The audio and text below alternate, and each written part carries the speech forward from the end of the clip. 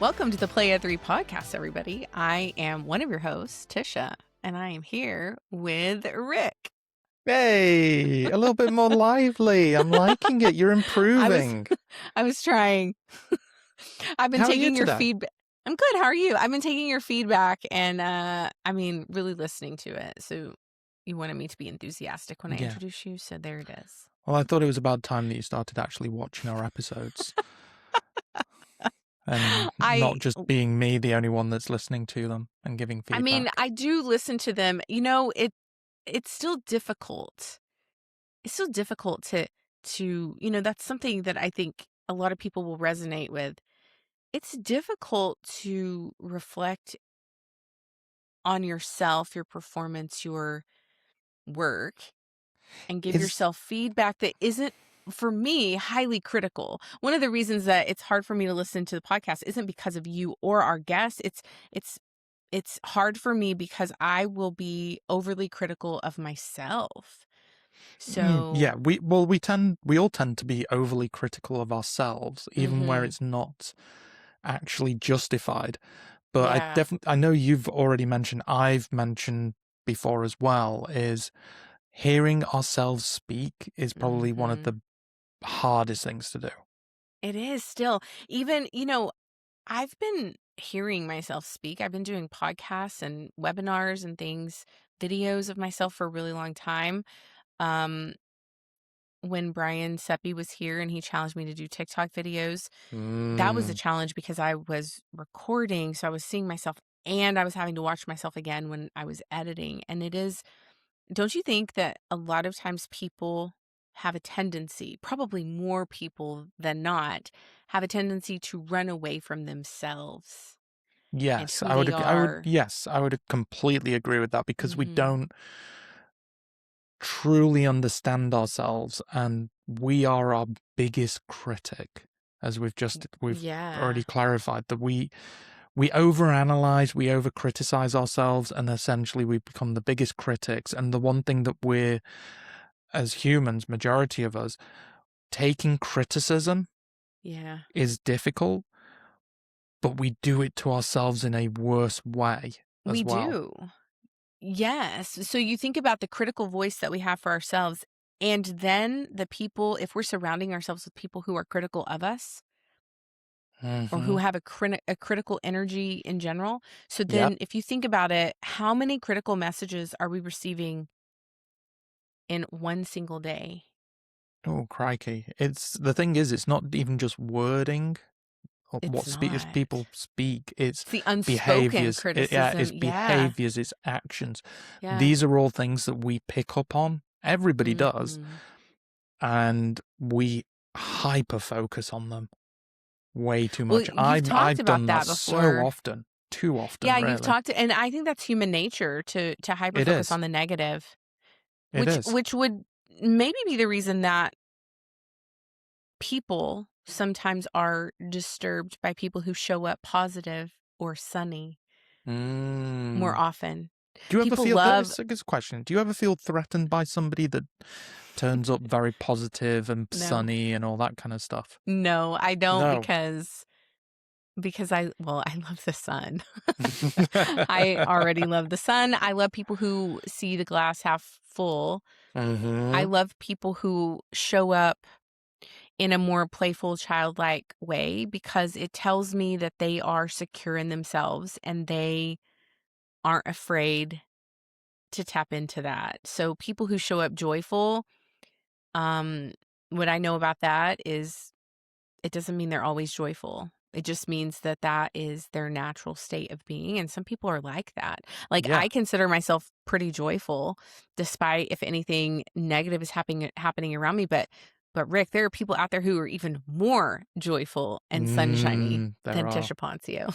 There are, definitely. I would completely agree with you because you are definitely more joyful, I would say, more joyful than me over a lot of things. That could just be the British culture in me where we're just miserable about the weather and everything else. Well, I think that's a misconception, though. I think this is a myth, and this is something that we're going to talk about today. There is a myth that I am really happy, joyful, positive all the time and that is my Mm-hmm. natural demeanor.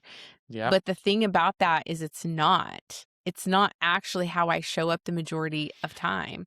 And we were talking about this the other day. It's you were saying how Brits complain about the weather, and I was telling you, if you asked me to take you to Walmart, I am going to suddenly turn into a Brit at Walmart because I'm going to be complaining about going to Walmart, being in Mm-hmm. Walmart. Why are we even here? I don't understand it. But then I'm also going to be like, oh, look at this really cool thing. And then it's going to be it's going to be like this because I don't love going to Walmart ever. So That's it's kind fair. of like That's the fair. weather. So I do what's so complain. so what you're saying, people interpret you as kind of social, enthusiastic, Yeah. expressive, but yet Yeah. Yeah. and the thing is, I see a lot of that when we come to like even this podcast. Mhm. I feel like we've started off a little bit not lightly, and then we've kind of gone into a little bit of a dreariness, and then we're going to start building it back up, I hope. Uh, but we see you when you're front facing in this kind of social, Yeah. influential, creative passion, but really deep down, you're more of a steady, calm, supportive, patient kind of individual, right? Yeah, Maybe I with mean, a that's little true. sprinkling of precise and analytical, maybe. Yeah, I mean, I think that's right. I think when I'm doing something that really pulls from my passion and my purpose, I show up in the way that you just described because I Mm-hmm. feel like I'm really tapping into my purpose of just existence, right? So Yeah. anything that I'm doing like that, you're going to see that side of me. If I'm working with educators or students, right? If I'm leading a training with teachers or I'm at a conference, getting to talk to educators or community members or users, right? Like when I'm on a meeting, connecting with people is my favorite thing. And so you're going to see that version of me. But Yeah. when I'm not on camera and I'm not like quote unquote public facing and I'm just at home, I am very like grounded and very like calm and Mm, reflective and more introverted yeah. actually. So which I heard you say something about like results and data driven. I feel like you are prepping our audience for what we're going to be talking about today because we sort of had a chat about it. And I started off, I guess, with that. Um do personality models put people in boxes or does it set them free? Is my question to you today. I would say in certain circumstances, you will find that personalities do put you in boxes, but then in other situations they don't. I think the way that you express yourself, you're essentially, we've just described essentially two versions of Tisha Mhm. Poncio, Yeah. which Dr. Fonz, one of my first episodes was with EdTech Live, Dr. Fonz, and the title of the podcast was Who is Tisha Poncio? And I remember thinking, yeah, who is? I mean, there are multiple versions. So you that, just hit on two. yeah, that's the thing. But we just pointed out two of them. Are Mhm. you essentially being placed into two boxes there? I think it depends on who I'm with. And I think that, yeah, I think it's really easy. We have to be careful when we are doing personality tests on our own, when we're doing Mm, personality tests or assessments with our students or our teachers. We have to be really careful because those tests are not meant to put people in boxes. Those tests are really meant to show the leanings of thinking, the habits that we have in life, the way that we do certain things, the way that we're showing up naturally. It doesn't mean that we can't pull all those other personalities in, right? but But we have but to a be test careful when we're already does doing it. it. A Well, it test does. socially, Okay. a test does put you in a box because You're 100% right. you either pass or you fail. If you fail, therefore you might be But classed that's not what as a not intelligent or Okay, but that's dumb not what is a another word. personality test is. It isn't a No, it right or a isn't. wrong, But a pass fail. what I'm saying, even not just pass and fail. everyone could pass. You could have people that just barely passed, and then the ones that excelled and got like, say, 90% or higher. The Yeah. ones that get 90% or higher are kind of put in this societal group of they're the intelligent ones. Yeah, I think you're right about that. I mean, I have been so fascinated just by the psychology of people, the way people's brains work. It's one of the things that I have such a passion for. And so I naturally will gravitate towards all of the personality tests. I can tell you my Enneagram is a 1, so shout out if you do the Enneagram. I can tell you that my what is it, Myers-Briggs is an INFJ, which it's interesting when you start looking at the neurodivergent population and some of their personalities. We even write about this in our book, Today's Learners, Tomorrow's Leaders, which I am plugging. Yep. It's still available on Amazon, ISTE, Barnes and Noble. We talk about frameworks to support leaders, and this book again is written for teachers and students, but also if you're homeschooling, if you're a parent. I mean, this is for everybody, right? Yep. These strategies, and we talk about the 6 thinking hats. I can tell you on the 6 thinking hats, I'm probably going to be it's interesting, probably the green hat, creativity and surprise.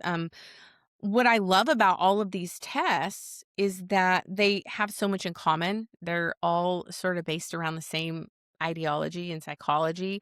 Um, it just depends on like how you're using them, how you're reflecting on them. And also I would say when you do these, you shouldn't be putting yourself in a box. So you can't Yep. show up. Like, for example, I know that your Enneagram is 6. My Yes, Enneagram is Maya. 1.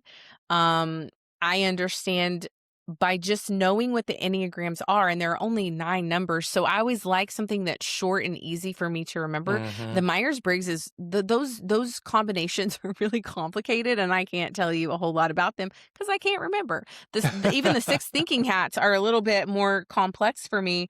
Um, but what I think it is when you're looking at these assessments, we talk in our book about being able to self-reflect, being able to learn who we are, how we show up in spaces, how we show up as learners, how we show up as leaders, how we show up personally or at home, right? Like I'm not showing up the same way at home that I would in an office meeting on Teams. Yep. And you're not getting that version of me on the podcast. Now, sometimes you do have to tell me, Tisha, you don't have to dress so professionally for the Yep.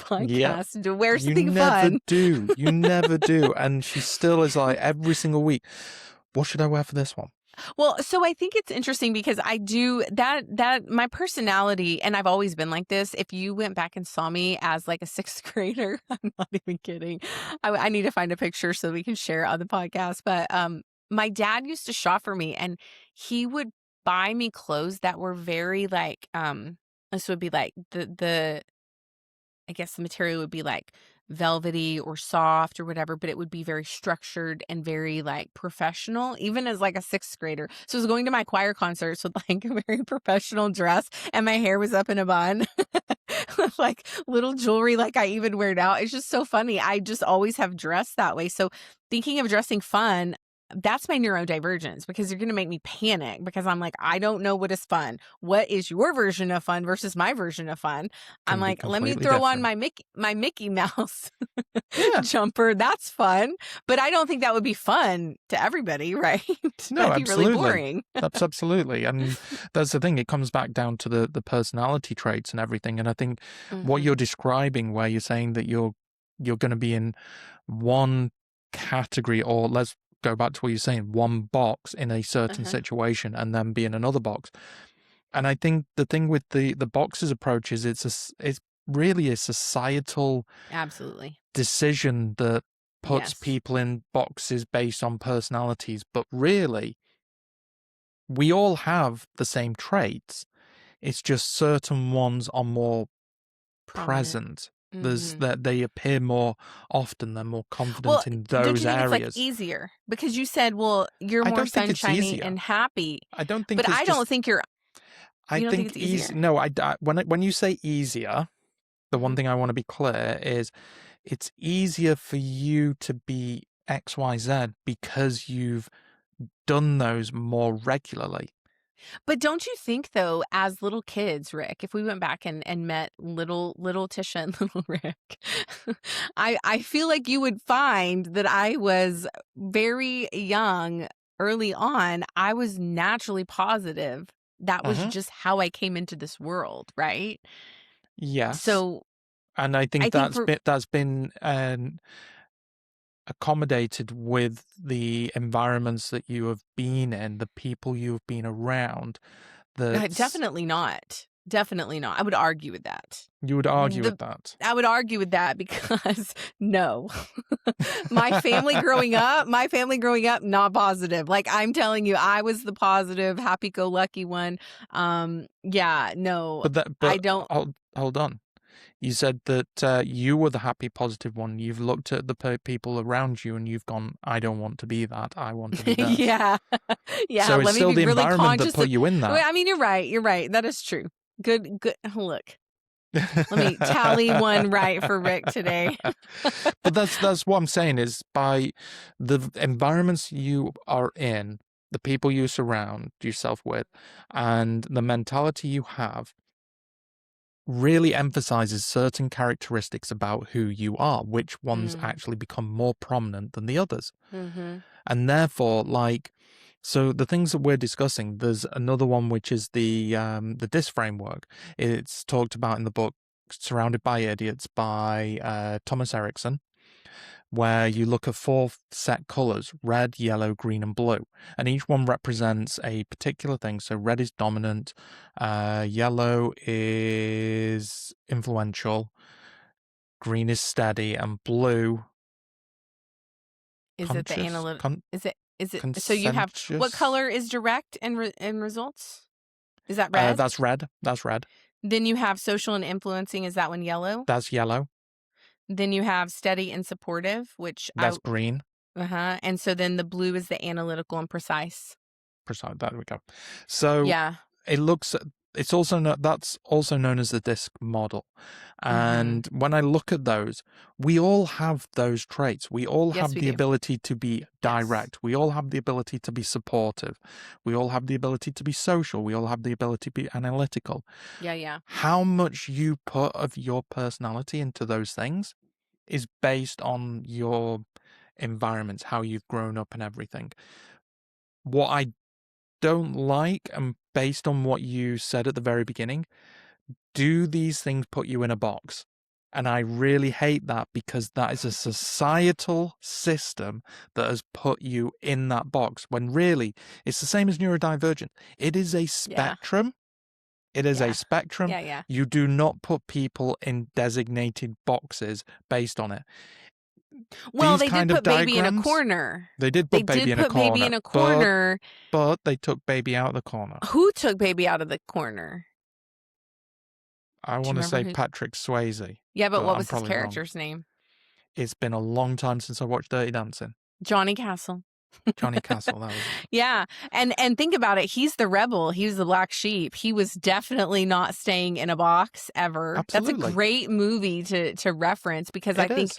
it very much was some themes in that movie were putting people in boxes, like in Yeah. general. Yeah, So I it think you're was. right. I think naturally people are going to do that. They're always going to do that. I think what I love about these models, specifically, you're talking about the DISC model, and that Mm-hmm. is from the book Surrounded by Idiots. I'm going to be Yeah. talking about Insight's Discovery model. Which is something that I've recently done at work, but it really plays into the same idea that the six thinking hats do, that the Enneagram does, that the Myers-Briggs does. We are Mm-hmm. a certain combination naturally. That's how we're showing up, but it doesn't mean that we cannot pull from the other types because go Yeah, ahead. you have the ability to be in any of those different characteristics. I'm not going to Absolutely. say box. They're characteristics, Okay, we'll stop and you saying can tailor box. to that.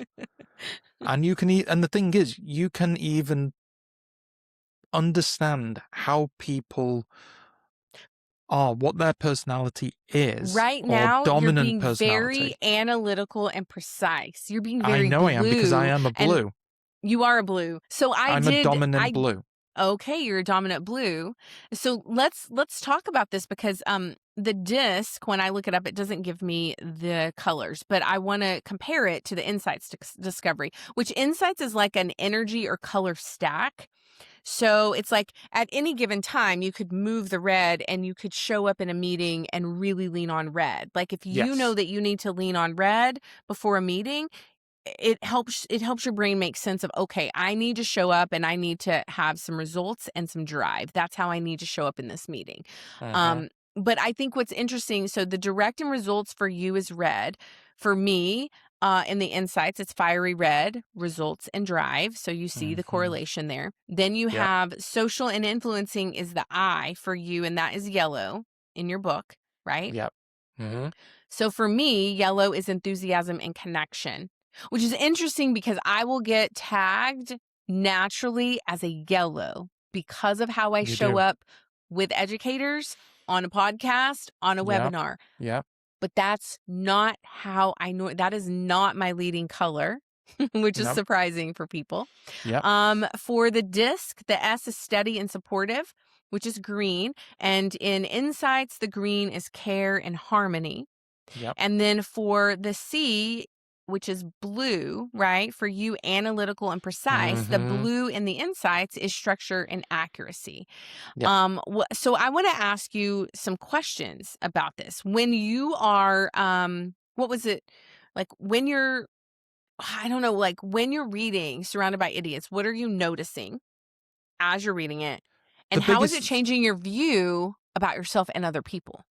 Yep. So that's the thing. The stuff that I've talked about where putting people in boxes is wrong and how it's a spectrum. It really opened my eyes that we do cross over in different areas.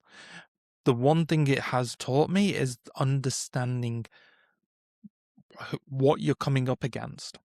So you could be going into a meeting and you might be struggling to actually understand, well, what's this person's approaches, what's their attitude to Mm. certain things. And by sitting back and just having this as a guide, it is not Mm-hmm. the thing to set in Yeah, stone. yeah, I never I like agree. to say, oh, that person's a red because of X, Y, and Z, but it could just be that moment because It's a we guide. have the It's a guide to who ability you to are. move between different ones. Absolutely. Yeah. So it has allowed me to understand and, in a sense, categorize certain behaviors so that I can understand, okay, if I'm speaking to this person, I know that they are very direct, result orientated. I need to go in with that mentality. Mm-hmm. I can't go in with my blue, analytical, precise approach because that's not going to resonate with them. So for me, if I'm speaking to somebody, I need to be looking at what are they looking for? Because if I can relate to them in that way, then we're going to Well, get things I think you have to think done. you have to balance it, because what I hear you saying is I need to accommodate for everybody that I'm around. And guess what? I'm already doing that as a neurodivergent. Now I'm accommodating for everybody who lives in a neurotypical linear world. That is Hmm. exhausting for me. So I think it's very important to say this when you are showing up in meetings. If I know that you're blue, which Yeah, I can tell you're pulling blue really like a lot today. You're a I lot and am. you're I blue, am. right? I am. Yeah. Yes. And so it's interesting. I know how to show up with you. I also know that you're a 6. So I bet you're thinking about there may be like a little worry floating around somewhere of something Yes. you need to do that hasn't gotten done. So I can take all of that into consideration and go, okay, like this is what I know about Rick. And so when I ask for certain things from him, I need to keep this in mind, Mm, which is different than me accommodating my own personality for you, right? Like I'm not scaling back my sunny disposition today. I'm not going to do true. that just because you're in blue. I'm still going to be myself, but I'm also going to be really cognizant of how I'm going to show up. And what I think is interesting about like what you said, I can't remember exactly how you said it, but we're looking like all the time, every single day, we are perceiving things. We are adapting, we're connecting to others, we're bringing in a different perspective. Something I've been taught a lot is to assume positive intent. Mm, But our brains are already exhausted, I think, as neurodivergent. So I feel like we're going up and down a ladder all day, right? So it's like, okay, 1,000 times a day, you're going up, you're going down. You have events, you have meetings, you have perceptions, you have conclusions, you have emotions, you have physical responses, you have your beliefs, their beliefs, your actions, their actions. And I think sometimes we don't take pause. And I think that's what this is meant to do. This is supposed to help you, like you said, it's a guide yeah. so that you can pause. It's a lot of variables. What you just listed a load of different things, and the first thing that came to my head is, my God, that's a lot of variables. And yeah, you're right. Yeah. These are guides. They're a starting point. Mhm. You are never going to literally understand every single thing about every single person in a room. No. That's impossible. But having something like these, like the DIS model, like the insights reports and everything, can at least assist you, which is why I say that having a bit of an understanding means that you can go into a classroom, into a staff room, or in a meeting, Mhm. or whatever it is, with some guidance, with at Yeah. least a base foundation. Because you might think that you're going into a room with a red who is the direct result orientated, but they might be a yellow that day, as we've said. Yeah. But it's important to have this understanding of what's going on. And I think that it makes me wonder, like, you obviously had your insights report I did. fairly recently as well, wasn't it? Yeah, like last week. Yeah. So Yeah. yeah, very recently. Yeah. So like, I mean, for you, it uses a very similar thing to the DIS model from what you've shown me. Yeah, yeah. Yeah. How how did you feel seeing that? Because you've explained a little bit about it so far on this podcast. I was really surprised, actually. It surprised me a lot, and it's because this is interesting. I was believing, so at work, the majority of people had already done this. So everybody had their color stacks and everybody knew what they were leaning on. And everybody, like, so it feels weird to be part of an organization where you've not done the assessment. So you only have what other people are guessing you are to go on. So Mm, everybody assumed that I would lead with yellow. Right? So for mm-hmm, the insights, just to give some context, the yellow, let me just kind of give you a little view here of yellow. Yellows, when they're using their yellow energy, they enjoy and seek the company of others. They have a desire to be involved. They approach others in persuasive, engaging, and inviting manner. They radiate enthusiasm, encourage participation, and they like to be noticed and appreciated for their contributions. So everybody assumed that I was yellow. What do you think that I was? What do you think I am? What was my well, lead color? you've already told me what your lead color is, so I'm going to completely change the answer and say your lead color was multicolored, No, or that's not right. indigo, No. which isn't even a color on. You were a green. I am a green. I am a green. And to give some insight into that, green, when we use our green energy, we seek harmony and depth in relationships. We prefer democratic approaches that respect individuals. We defend what we value with quiet determination and persistence. We view the world through what we value and what is important to us. And we ensure all individual perspectives are heard and considered when making choices and decisions. Now, what's interesting is it gives me my report is like, I mean, like 18 pages. It's 18 pages of who is Tisha And Poncio. And this insights report is not like it is very unique to me. So if somebody else has the same color green, their key strengths and weaknesses are going to be listed differently. So I'm going to yeah, read some things and you tell me if you think they're accurate, okay? okay, let's So see. some of my key strengths as a green, Hmm. painstaking, conscientious, industrious, and dependable. Is that true? Yeah, I would say that's true with you. Gains personal fulfillment through helping others. Yes, 100%. Can facilitate resolution of interpersonal conflict between others. I would say yes to an extent. Okay. Skilled at diffusing tense situations.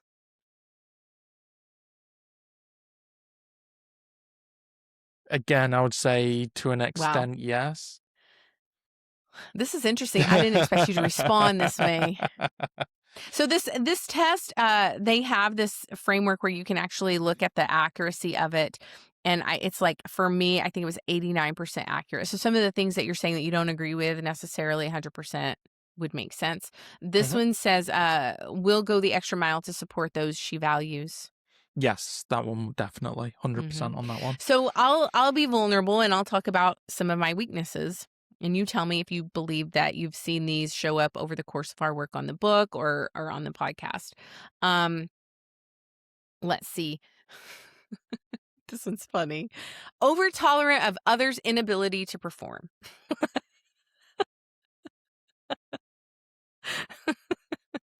Yes. Okay, let's see. Avoids this one's funny. It's weird because like it's sort of different from when I just avoids conflicts like the plague. Yes. Yes, 100%. Even when Now it's this conflicts with one's me. Yeah, this one's really interesting. And this is what I took away from it. My need to assimilate information takes time, and this may frustrate others who expect a more immediate response. Yes, that's definitely you, and that's where a red would get frustrated with you because you're a patient Yeah, individual. yeah, Because yeah. that's Like, the interesting part is actually as well not just understanding yours and somebody else's, but understanding which ones work best with the other. So, like mhm. what you just described, a green and a green is patient, a red is very Oh, data yeah, is direct and yeah, assertive. So the two of them are so opposite. yeah, You put them in yeah, a yeah. room and say, right, you're going to be working on a project. I will say majority will get the job done. Also, majority will not get it done smoothly. No, I think you're right. The great thing about this insights report is it has strategies for communicating with me, and Mm, it's bulleted out, so it's really easy. So, um, I know that you know this. Allow me to explain the logic behind my view. You've asked me that before. I forgot how you word it, but you say explain your thinking and how you got there. yeah, connect the dots for me. Uh huh. How did you get from one place to the other? Something at the door today? Yeah, something's at the Yeah. door. My delivery's here. Sorry. Tisha's got a Ring camera if anybody was wondering what that jingle Wow, was, but I think wow, most wow. people have heard that sound on public transport or in a Stop. meeting or whatever, and they're just I did like, not need you to call out my Ring camera. you know Okay, what's going to be funny? I'll probably get this edited and it'll end up not even being in there and just hearing me oh ramble good. about a Ring camera. About it, yeah. Yeah, we'll see. This one is so the strategies for communicating with me is really interesting. Let me see if I can find it. Um, take care that you don't overload her. That one's Yep, big. yep, Um, massive. there was one more I was gonna ask. I was gonna share with you because I thought it was really interesting. Oh, praise quietly and sincerely. Like, I don't want the pomp and circumstance. Mm-hmm. Yep. You know Yeah, what I I agree mean? with Like, you. Yeah, I'm not, I don't, and that's the interesting thing. I don't want the attention. I it's definitely, it's one of those you're happy to receive the positive feedback, the acknowledgement. the Yeah, yeah, acknowledgement and stuff yeah. from an individual, But, but you're not mm-hmm. there to like Cause that's receive not an my purpose. award by someone in front of everybody. Yeah, it's like the Olympian, the ice skater that just won the gold. I think she said something like, I'm here because I want to be here. I want to show people what I can do. It is not about the medal. I think for me it's the same thing. Like I am getting personal satisfaction by doing what I do. Yeah. Then this is going to be funny for you. When communicating with Tisha, do not in all caps. Do not. Okay, let's see. Let's see how you feel about these. Um Here's a good one. Demand an instant reaction. Nope, it's going to take me a couple of days or weeks to give you a real authentic reaction. I'm not going Yeah, to you react need immediately. time to And it is process it. the patience. You talk about the patience and like the listening to other people and like letting it Mhm. resonate. Yep. Um let's see. do not be overbearing. Don't reinforce her own self-criticism. We started the podcast talking Yeah, about on that. criticism, yeah. And it tells you, it's so interesting because it also shows blind spots. It shows like the opposite type. So again, you already said it, my opposite type is the red, the director. Um so it's pages and pages of how to kind of know yourself better and be able to take those pieces of knowledge and then apply them to, I guess, like your workspaces or Mm-hmm. your relationships, your friendships, like it could be any of that. So um How what important do you think this is then in a school environment? I'm going to say um school because I'm not going to localize it to a classroom. yeah, I think it's I have someone at my door. Jace, you're gonna have to close the door. I'm recording. I know, but I can't take it right now. I'm on a live podcast. Please shut my door. Thank you. I love you so much. I look at how caring he is. He's He is. probably agreeing. He's probably agreeing too. He wants to give me Yes. my food. It's so Yes. sweet.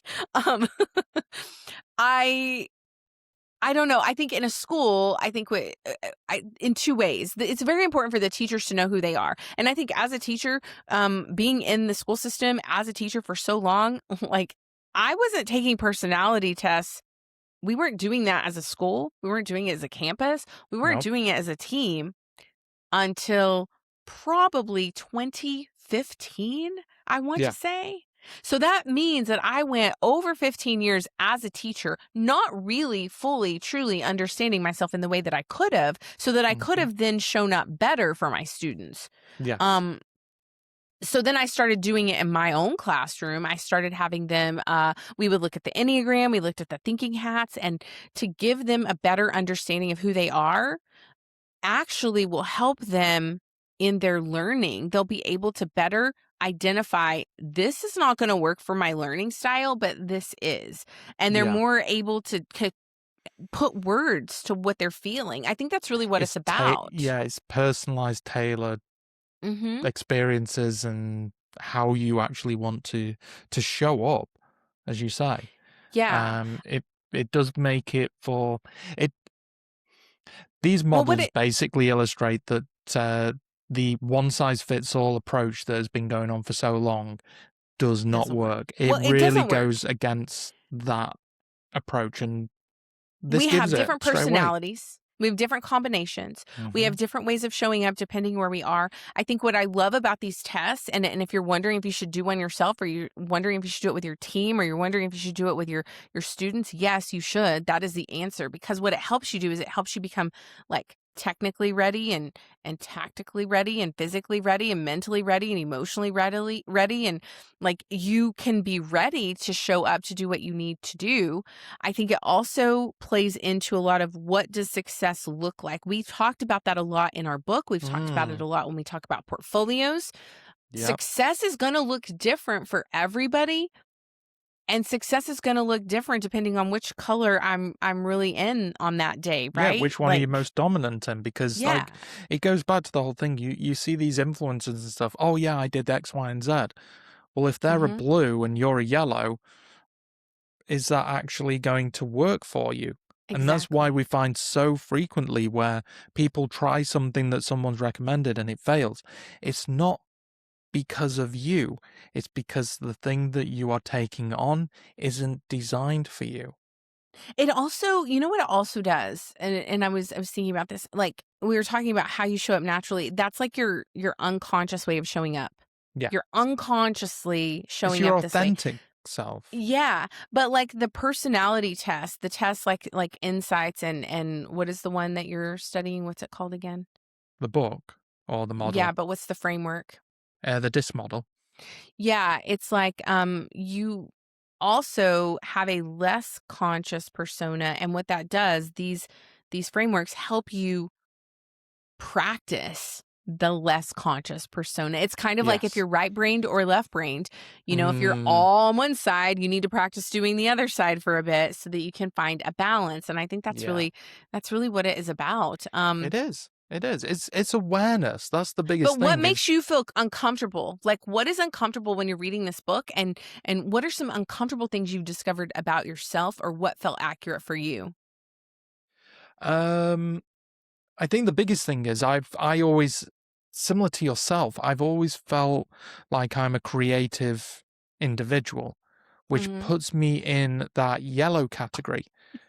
Sorry. We're having a slight side note. Tisha's already had the Ring doorbell go off. Her son's come into the room, and now she's just gone and moved her chair and I dropped. So didn't if you're not I watching the didn't video version, go check it out on YouTube. If you're listening on any other platform apart from Spotify, just for the this comical wasn't value right now. no, this wasn't a ploy to get more viewers. I promise. I accidentally I accidentally touched my little lever on the chair and it made me go down really far. I guess we needed something fun. You're really serious today, Rick. I don't know what to do with it.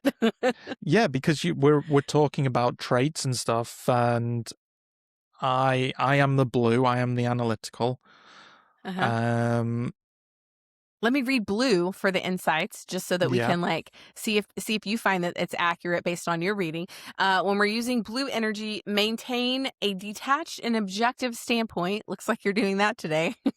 Thinking things through before committing to an action. Yeah, You overanalyzing.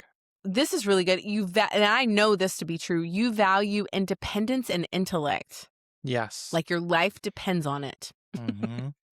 Like my life Uh, depends on it.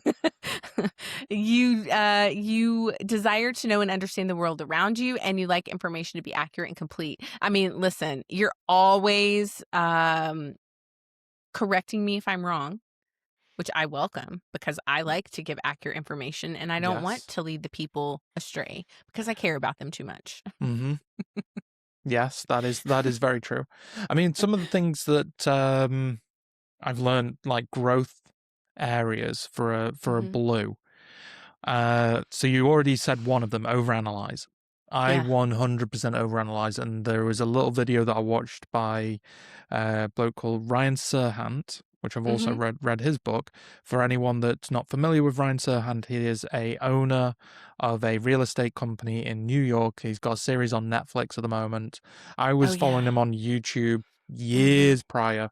He made it big on a reality TV show or something a Hmm. while ago, but he basically said about overanalyzing that you need to underanalyze.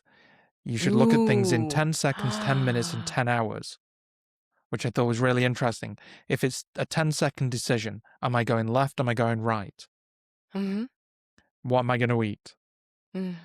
10-minute decisions.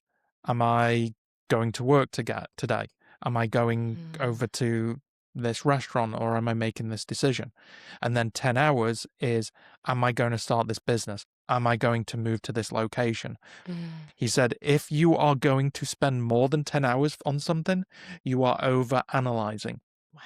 And some That's people so might think good. that 10 hours is, for some things, is way too short, but his focus is make a decision and own it. Mm. And I want to Mhm. expand on it that it's, yes, own it. And even if you are wrong with your decision, at least you made a decision and Yeah. moved, and know that it's a wrong decision to make the right decision further along the lines, rather than spending 2 weeks analyzing it, not making a decision, when really you could have just made a decision in 10 hours, realized it was the wrong one, and changed it in a quicker time than just sitting for 2 weeks and analyzing it, which I thought I was think really good. that's huge. Really, That's a really powerful. huge reflection.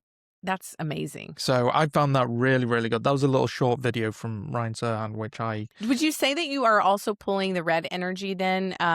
Because it sounds like what he's having you do with that mindset is sort of pulling in that red energy, because you're yes, like you're being logical, you're focusing on the facts, you're making a decision. Like it's yep, high activity, right? Like yep, it's like do.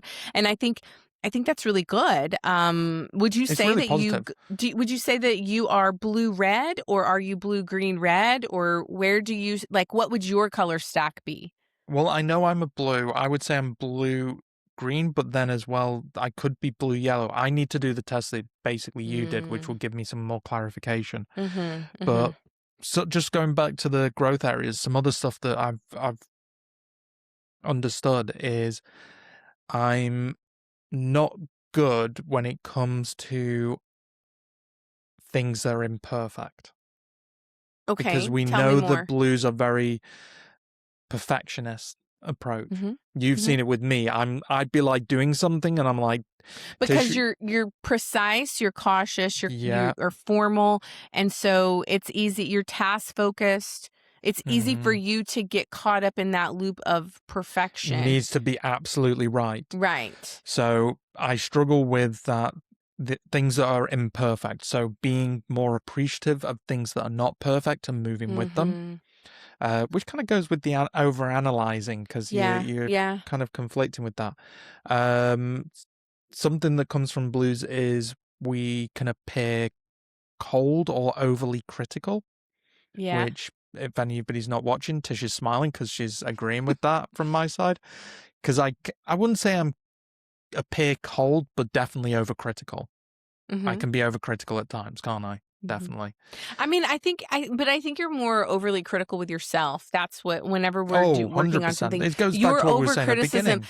it's more like towards yourself. I don't think Yes. like it's not towards me. But when you have pieces of feedback or criticism for me, it's not like you're delivering it in a mean way.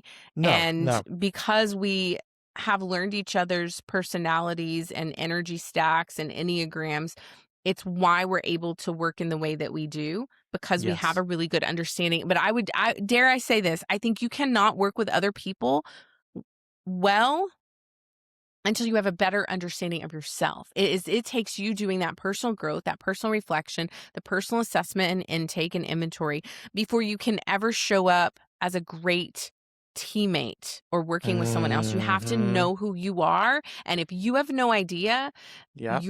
I just, it's like squiggle marks all over the page for me. You're going That's what I blind. see. You're going in Yeah. blind if you're not understanding Yeah. it.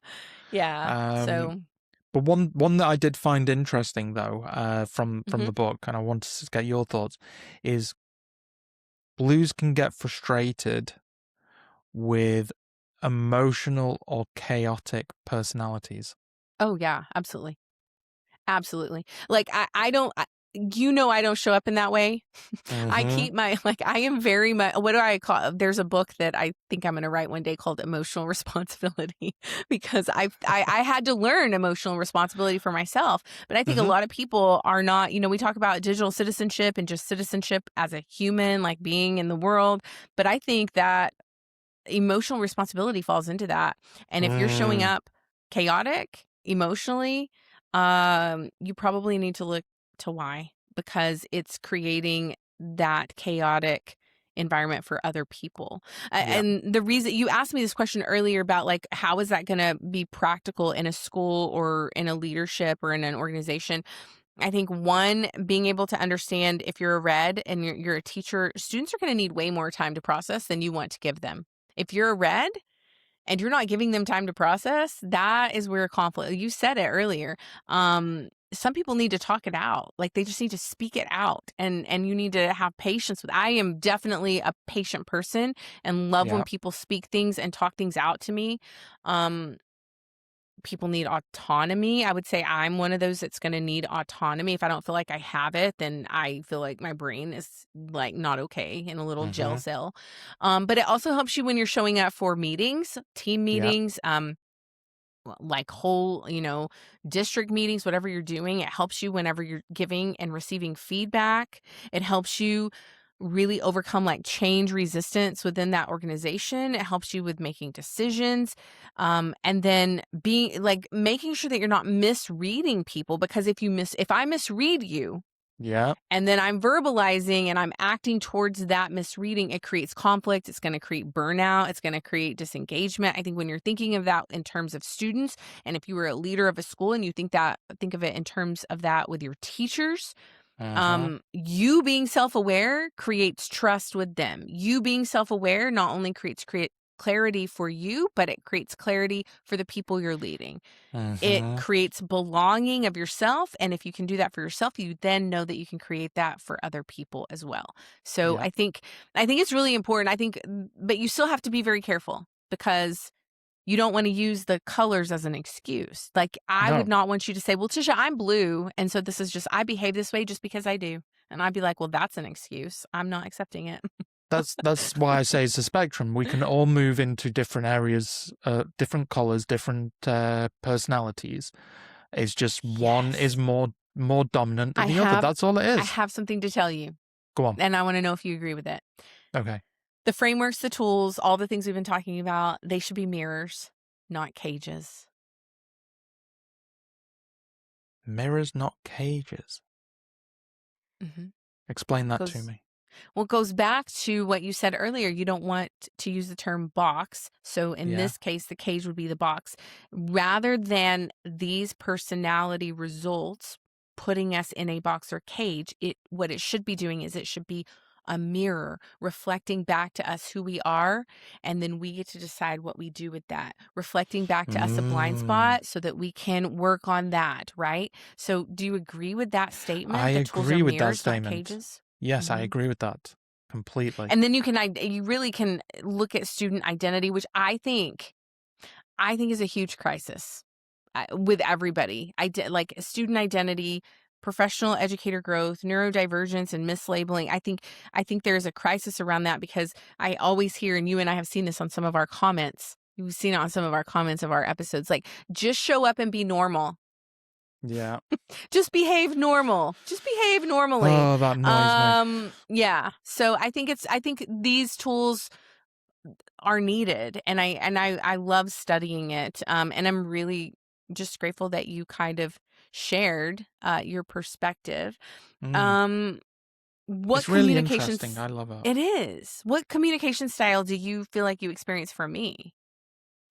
Communication style. Yeah, like, how do I communicate by being a green? What do you see what shows up for me? What do I So I would say the biggest thing is obviously a green is supportive. They're calm. mm. So when you're explaining things, I wouldn't say that you over explain. You're Good, because very I have an over-explained tally going right now. I'm glad you didn't say that. Look, I'm literally showing everybody I am working on over-explaining, and I only have well, 2 for the not week. not over explaining. Yeah, not Not over-explaining, over explaining. like avoiding over-explaining. Yeah. So I would say that you don't over explain. You are clear with the points you're wanting to say, but you're not cutting yourself short where people are like, well, I'm not truly understanding where you're coming from. It's like you're able to actually put yourself in the position of what Mhm. you're trying to describe, give examples, really resonate with the person who is listening to actually explain what you're trying to communicate. Mm. So I have no idea if anything that I'm saying is actually resonating with you or the listeners.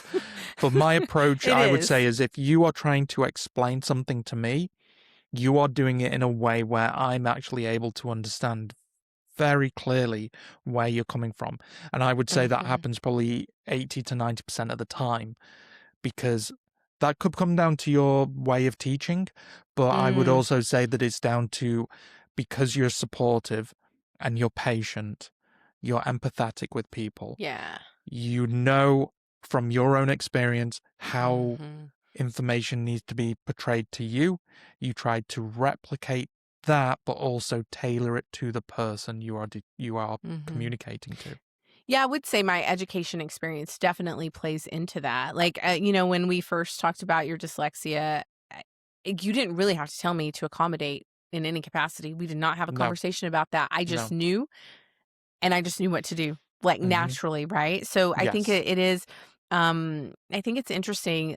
Communication is really important, and I think that's what these frameworks help us do is to communicate better and put words to things that we've not been able to put words to before. So, I would say are that you I'm I'm laughing like, the "Why are fact you that I giving heard me a that ding. face?"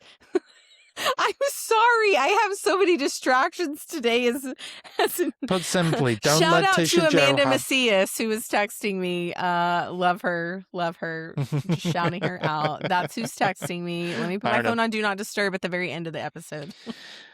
Tisha Sorry, Joe, Rick, sorry. technology coach, and technology is just completely going against you during this episode. No, but listen, I think all of what we've talked about really models this psychological safety. I think that's what it is about. Yeah. And I think for our students and our teachers, they need that. They want that. And if they haven't asked for it, it doesn't mean that you can't start giving it to them now, because they may not actually know that that's what exactly. they need. They don't. It goes back to Steve Jobs' approach of building products, that the customer doesn't know what they want. Yeah. And I agree with it to an extent. The customer doesn't know what they want because they're not aware of what is actually out there. And things like these, which are available, they might not know about it.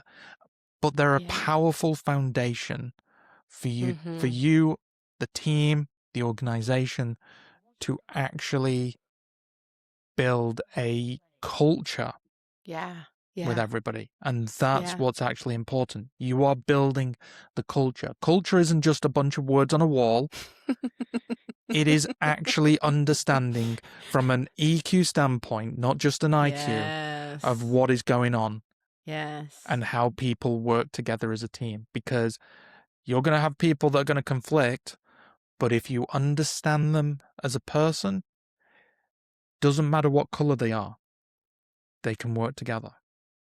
Yeah, I think that's really important. I've said before on this podcast that I believe that a sign of wealth in the future will be critical thinking skills. I want to edit that thought and say critical thinking skills and emotional intelligence.